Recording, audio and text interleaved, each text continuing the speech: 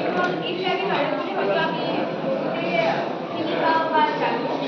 ইয়াৰ ফলত দেহত নানান ধৰণৰ সৰু সৰু সংক্ৰমণ হয় আৰু সেই ব্যক্তিৰ পৰা আপোনালোকে মানে ট্ৰান্সফাৰ হৈ যাব পাৰে, মানে আপোনাৰো হ'ব পাৰে যদি আপুনি চেম ৰিডিউচ ইউজ কৰিছে।